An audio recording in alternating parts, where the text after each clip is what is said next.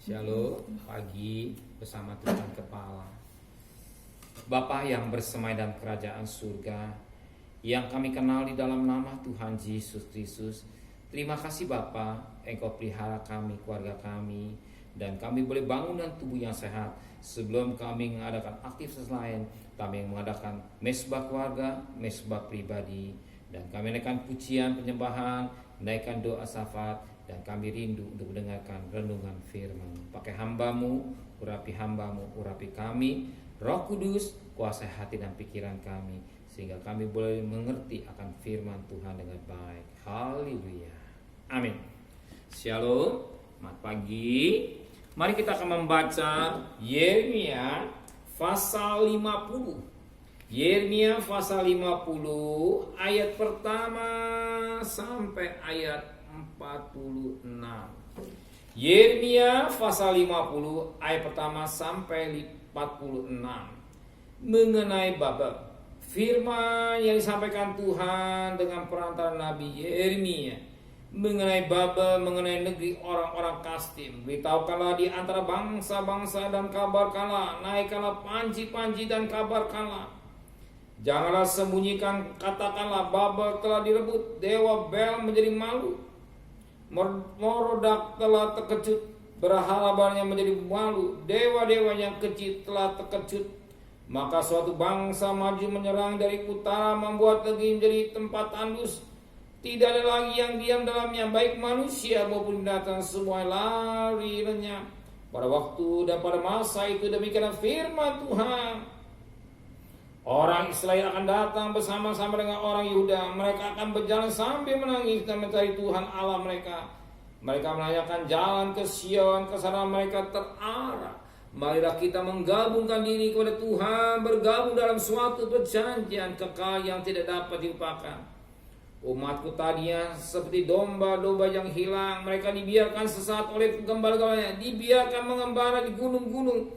Mereka berjalan dari gunung ke bukit sehingga lupa akan tempat pembalingannya. Ayat 17, ayat yang ke-11.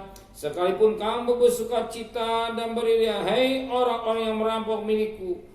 Sekalipun kamu melompat-lompat seperti anak lembu di padang rumput dan beringkik seperti kuda-kuda jantan. Ayat yang ke-32. Si kurang ajar itu akan tersandung dan jatuh, dan tidak ada yang membangkitkan dia. Di kota-kotanya aku akan menyalakan api yang akan menghanguskan apa yang sekitarnya. Ayat yang 45. Sebab itu dengarlah putusan yang telah diambil Tuhan terhadap Babel, dan rancang-rancang yang telah dibuatnya terhadap negeri orang-orang Kasdim. Bahwa sesungguhnya paling lemah pun di antara kawanan domba akan diseret. Bahwa sesungguhnya padang rumput mereka sendiri akan merasa ngeri terhadap mereka. Bumi akan goncang karena kabar Babel sudah direbut. Ratap mereka akan dengar di antara bangsa-bangsa. Suatu nubuat yang disampaikan Yeremia mengenai Babel. Babel suatu negara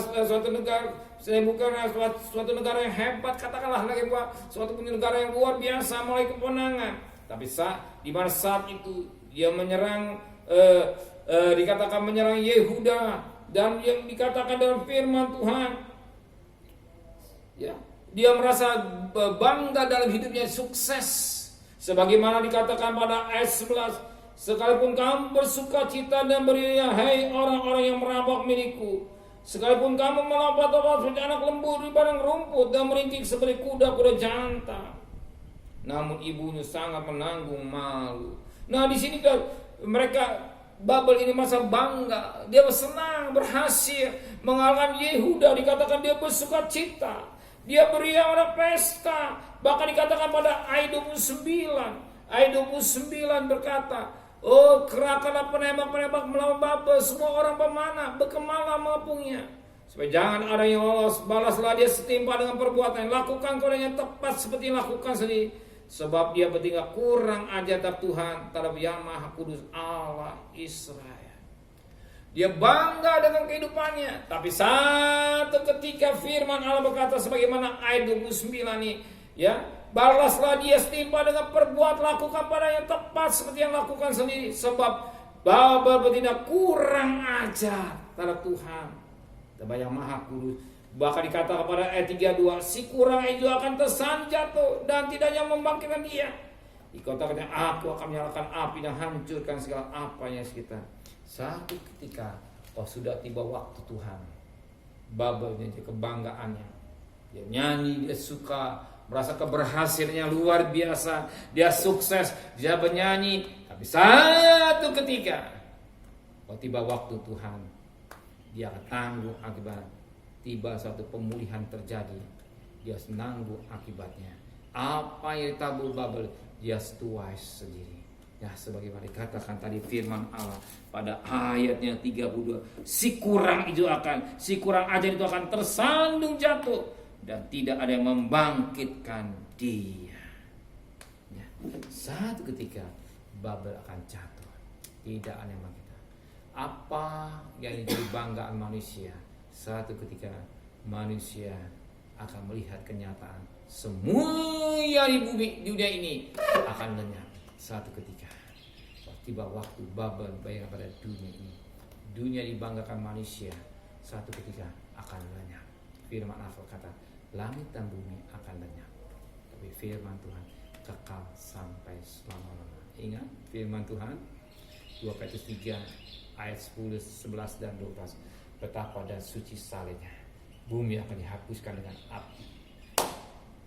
Ya, datang dari api, semua yang dibanggakan manusia akan lenyap. Tapi kita hanya banggakan hanya Yesus Kristus. Kita milik Yesus secara pribadi kita, itu yang dibanggakan kita. Maka kita lekat dengan Tuhan. Saya bangga dengan saudara setiap hari, setiap saat lekat dengan Tuhan. Bukan setiap hari, setiap saat kita lekat dengan Tuhan. Kita lekat, ya, lekat, ya, sebagaimana 1 Korintus 6 ayat 16, ayat 17, 16 lekat dengan perempuan bukan istri atau suami bukan suaminya atau dengan pelatu, tapi ayat 17 lekat dengan satu roh dengan Tuhan. Kita selalu lekat dengan Dia. Kita mau hidup dalam pimpinan Roh Kudus yang memimpin, yang menguasai hidup kita semua. Amin. Tuhan memberkati. Benar Bapa di surga. Satu ketika Babel akan, sekalipun di saat dia gembira, senang, memiliki isi firman apa arti memiliki isi dunia. Sebagaimana Matius 16 ayat 26. Apa arti isi dunia tapi jiwa binasa. Justru yang utama bukan kesenangan. Banyak kali manusia hanya kesenangan dengan perkara-perkara dunia, lupa bersukacita di dalam Roh Kudus, bersukacita di dalam kedagingan, tapi lupa bersukacita di dalam Roh Kudus. Biar kami mau sebagai anak-Mu bersukacita di dalam Roh Kudus, karena Tuhan yang membimbing hidup kami. Sucikan hati dan pikiran kami. Sebentar kami cari nafkah, antar kami pergi dengan selamat, pulang dengan selamat. Jangan sampai kami terpapar virus corona. Lindungi keluarga kami dan kembalikan kami pada besok pagi dan tubuh yang sehat dengan tidak kurang satu apapun juga. Berkati Bapak Presiden, Wakil Presiden, para menteri, para gubernur, para bupati, para wali kota, para camat, para lurah, para RW, para RT, para medis, para relawan, para TNI, para Polri, bahkan mereka-mereka yang bekerja di depan. Berikan hikmat yang dari Tuhan untuk mengerjakan berperang melawan virus corona yang sakit semakin berkurang, dan kami lihat kenyataan. Engkau sudah dengar doa bangsa kami Indonesia yang sakit semakin berkurang, tapi yang sembuh semakin banyak, bahkan yang mati semakin berkurang, yang melalui vaksin bisa berjalan dengan sempurna. Tuhan, terima kasih Bapa di surga dan terkasih. Terimalah berkat nikmat dari Allah Bapa, cinta kasih sayang dari Tuhan Yesus Kristus, dan berkat Roh Kudus nyata saudara hari ini sampai Maranatha. Tuhan Yesus datang, yang cinta Dia katakan amin. Tuhan memberkati.